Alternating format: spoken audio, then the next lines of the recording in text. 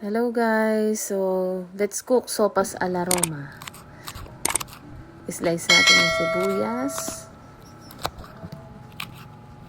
bawang,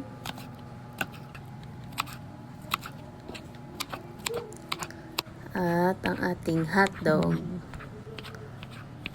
So yan, dinamihan ko ngayong hotdog para sa anak ko. And then yung cabbage. Yan, simulan na natin at ilagay natin ang mantika. So wala kasing butter, kaya ayan, for the mantika lang ang first on. Igisa na natin ang sibuyas at bawang. Okay, sobrang bango guys. Ito ang pinaka gusto ko sa part ng pagluluto eh. Yung sibuyas at bawang, ang bango talaga niya. And then, ilagay na natin yung noodles. Dapat kasi chicken, kaso alam mo na, wala tayong chicken. Nakakatamad lumabas ng bahay, guys. Kaya kung ano na lang nandyan sa rep, sige na lang. Okay, lagyan na natin ng tubig para lumambot na yung noodles. Yan. Pasasaan ba't magiging lasang sopas din yan, di ba guys? Salamat nga pala sa mga comments ninyo. Ayan. Takpan hanggang kumulo. So, pakukuluin muna natin. Yan. Lagyan ng patis. At saka paminta. So, pampalasa. Yan, dinagdagan pa.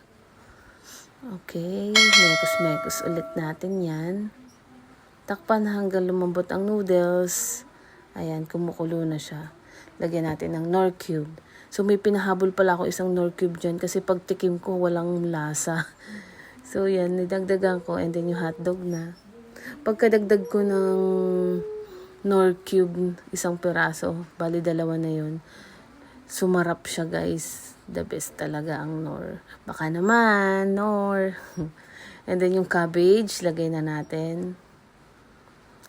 So, malambot na yung noodles at yung hotdog ay okay na. So, nilagay na natin yung cabbage. Naglagay ako ng kaunting tubig pa ulit kasi parang kakaunti.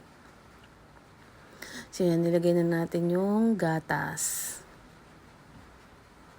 Condensed milk. Okay, so, ayan na, nagiging mukhang sopas na talaga siya, guys.